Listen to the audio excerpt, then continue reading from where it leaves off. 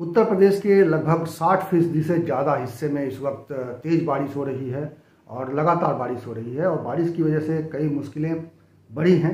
कई जगहों पर हादसे की खबर भी है, लोगों की जानें भी गई हैं।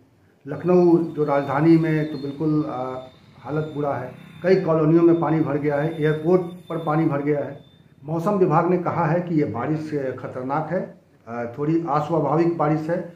ये लगभग जितनी बारिश होनी चाहिए उससे 5 गुना बारिश है और इसलिए इससे सावधान रहने की ज़रूरत है। हालांकि गांव देहात में लोगों को बारिश से सावधान रहने के लिए कहना भी अपने आप में एक बड़ी बात है, क्योंकि वो कैसे सावधान रहेंगे, उनके पास सीमित साधन है, सीमित संसाधन है और उन संसाधनों के बीच भी अपने जीवन को आगे ले जाना है। और इसलिए गाँव में ये समस्या एक बड़ी हो जाती है जब बारिश इस तरह से एक मूसलाधार बारिश जब होने लगती है और लगातार बारिश होने लगती है।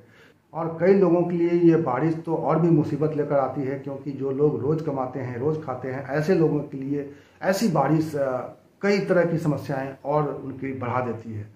बहरहाल हम बारिश की इस खबर के साथ हम आगे बढ़ेंगे और आपको बताऊंगा कि मैं वाराणसी के पास मुनारी में आज ओम प्रकाश राजभर ने अपनी पार्टी की एक रैली की और बारिश के बीच में रैली की। और दिलचस्प बात है कि बारिश के बावजूद उनके इस रैली में लोगों की भीड़ जमा हुई। हालांकि वो जैसा बता रहे थे, मंच से जैसा लग रहा था कि शायद जितने भीड़ की अपेक्षा थी, जितने लोगों के आने की अपेक्षा थी, उतने लोग शायद आ नहीं पाए। इसलिए वो लोगों से अपील कर रहे हैं कि फिर हम लोग मिलेंगे और इसी तरह की बात करेंगे।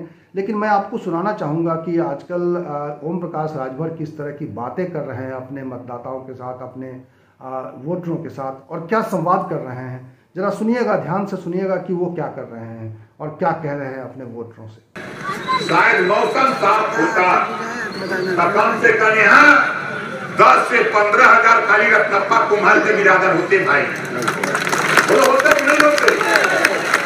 लेकिन प्रकृति कोई दिक्कत नहीं, हम लोग तो धान के खेत में भी काम करने वाले लोग हैं, हम लोग मिट्टी का काम करने वाले लोग हैं, हमारे पानी है, ये चाहे पाथर पड़े चाहे पानी, लेकिन भेड़ खेतों में रही। जब तक पानी न हो जाए खेते में तब तक पाल जी डटे रहते हैं। ओ भैया लाल जी, भैया लाल पाल जी सही है ना। और हम लोग घबराओ नहीं। आज तक यहाँ का नजारा ये होता कि पूरे देश में बाजा बज जाता कि यहाँ प्रजापति और पाल कुम्हार के लोग अपनी ताकत दिखाने के लिए मुनारी के मैदान में इकट्ठा हुए। मौसम बरसात का है, हम आपसे जानना चाहते हैं, यहाँ जितने लोग आए हो, आज हम जयंती के अवसर पर आपसे 3-4 सवाल खाली करेंगे। आप बताओ कितने लोग बिजली के बिल से परेशान हो, जरा हाथ उठाओ। सब परेशान बाना, इधरों परेशान होगा भैया, तो लोग सब लोग परेशान बा। ये बिजली का महंगाई के लिए आएगा, जोर से बोला, जोर से बोला। मोदी का चेला के ला यूपी में। आप बतावा, ये दोनों मिलके 2 कार्टन के बीच में साबित बचाने को ये हमारे के पीस दहलन 2022 में पाल प्रजापति भिंड निषाद केवट मल्लार कुम्हार अहिर गरेवी कुंडी कोई भर जवार मुसर धोबी कटिंग पासी केवट बिन मला कुला दुनिया तारीख से कलिया पठान चौहान ठाकुर दामन बलिया लाला कुल भरवा दुनिया बलिया लाई बंजारा भैया बंसी राणा कन्नार इस सब मिल जाएगा। हमारे का आबादी हो गई गिनती 45% अकेले, 19% मुसलमान, गिनती हो गई 63%। 100 में 63 वोट हमारा और 35 में भी बंटवारा। अगली खबर समाजवादी पार्टी की है। समाजवादी पार्टी के राष्ट्रीय अध्यक्ष अखिलेश यादव अपने पास एक सूची रखते हैं जिसमें उन्होंने लिख रखा है कि उत्तर प्रदेश किन किन मामलों में नंबर 1 हो गया है।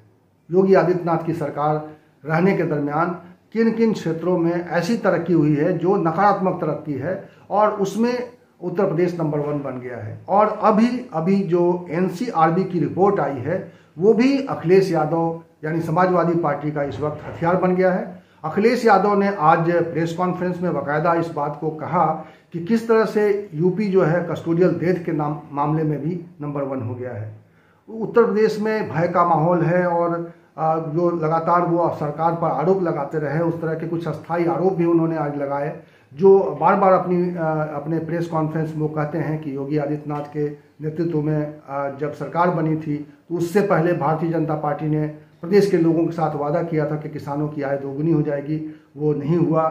उसके अलावा झूठ फैलाने का आरोप लगाते हैं वो भारतीय जनता पार्टी के ऊपर, और वो अपने प्रेस कॉन्फ्रेंस में हो या किसी तरह के जो मीडिया के कार्यक्रम हो रहे हैं आजकल, टेलीविज़न चैनलों के कार्यक्रम हो रहे हैं, उसमें इस बात को बहुत ही जोर शोर से उठाते हैं कि भारतीय जनता पार्टी लगातार भ्रम फैला रही है, लगातार झूठ फैला रही है। और आज उन्होंने कहा कि भारतीय जनता पार्टी को झूठ प्रशिक्षण केंद्र स्टार्ट कर देना चाहिए, और अगर उसके लिए ज़मीन की ज़रूरत होगी तो भारतीय जनता पार्टी को ये ज़मीन समाजवादी पार्टी उपलब्ध करा देगी। तो इस तरह से वो लगातार हमलावर हैं। और इसके अलावा उनके कार्यक्रम, उनकी पार्टी के कार्यक्रम प्रदेश के अलग अलग स्थानों में चल रहे हैं। जिस तरह से उनकी जनवादी पार्टी की यात्राएं चल रही हैं, उस समय उस यात्राओं के जरिए वो अपनी बातें कह रहे हैं। और इसके अलावा वो उनके एक और नेता जो लगातार यात्रा पर निकले हुए हैं, आज उनके ऊपर एक मामला दर्ज हो गया, क्योंकि कल उन्होंने पीलीभीत में कल उन्होंने पीलीभीत में योगी आदित्यनाथ के पिता को लेकर एक टिप्पणी कर दी थी। उन्होंने कहा था, राजपाल कश्यप ने कहा कि आप गूगल पे जाइए और सर्च करेंगे तो आपको मिलेगा कि उनके पिताजी अवैधनाथ हैं। हालांकि उस नाम को तोड़ मरोड़ के जब उन्होंने इस तरह की बात की कि जिसके पिता का नाम ही इस तरह का हो तो उससे क्या उम्मीद की जा सकती है, और इस बात को लेकर उनके ऊपर केस दर्ज हो गया है पीलीभीत में। तो ये इस वक्त चुनावी गर्मी लगातार बढ़ती जा रही है।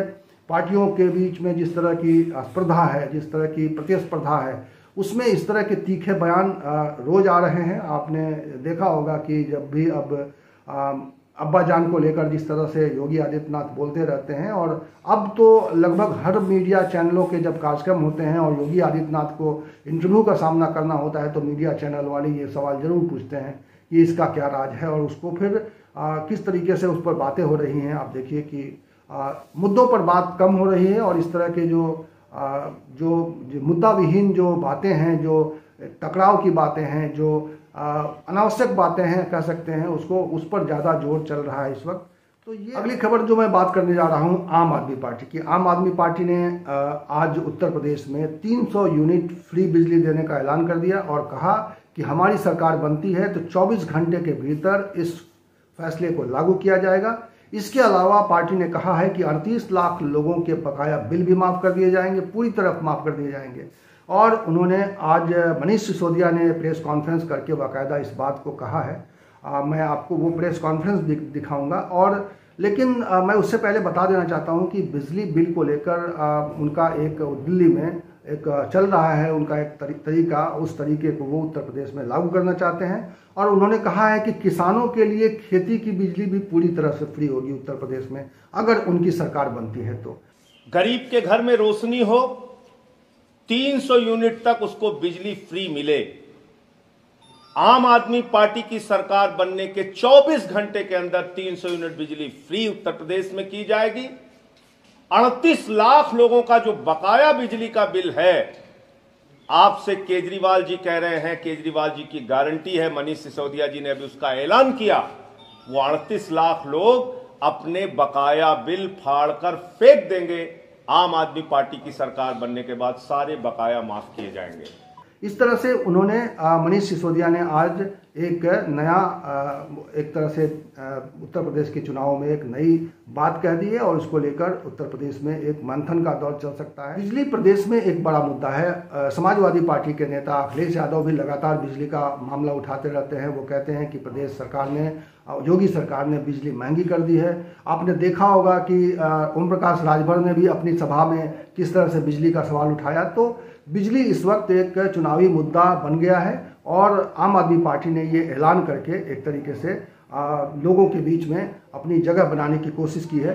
आम आदमी पार्टी ने, आपको मालूम है कि करीब करीब 100 उम्मीदवारों की सूची भी जारी कर दी है, और जो सूची जारी की है, उन्होंने कल सूची ये जारी की थी, और उस सूची में करीब 35 लोग पिछड़े वर्ग से आते हैं, 16 लोग दलित वर्ग के हैं, और ब्राह्मणों से पार्टी ने 20 लोगों को चुना है चुनाव लड़ाने के लिए। मुस्लिमों को भी सीट दी है, मुस्लिमों को टिकट दिए हैं, 5 मुसलमानों को आम आदमी पार्टी ने टिकट दिए हैं। और इसको टिकट जारी करते हुए ये कहा गया कि हमारे टिकट पर प्रदेश में प्रबुद्ध लोग चुनाव लड़ेंगे। डॉक्टरों को, वकीलों को, इंजीनियरों को टिकट दिए गए हैं। इस तरह से समाज के पढ़े लिखे लोगों को टिकट देकर पार्टी ने एक उत्तर प्रदेश में नए तरह के माहौल बनाने की कोशिश का दावा किया है। अब देखना यह है कि उनके इस दावे पर कितना अमल होता है, किस तरह से आगे जब चुनाव बढ़ता है और 403 सीटों के लिए जब वो अपने सभी उम्मीदवारों का ऐलान करते हैं तो वो किस तरह की उम्मीदवार सारे वो निकलते हैं। क्योंकि उत्तर प्रदेश में किसी भी पार्टी का चुनाव हो उसमें बाहुबली एक अलग तरह का फैक्टर होता है। देखना ये होगा कि क्या आम आदमी पार्टी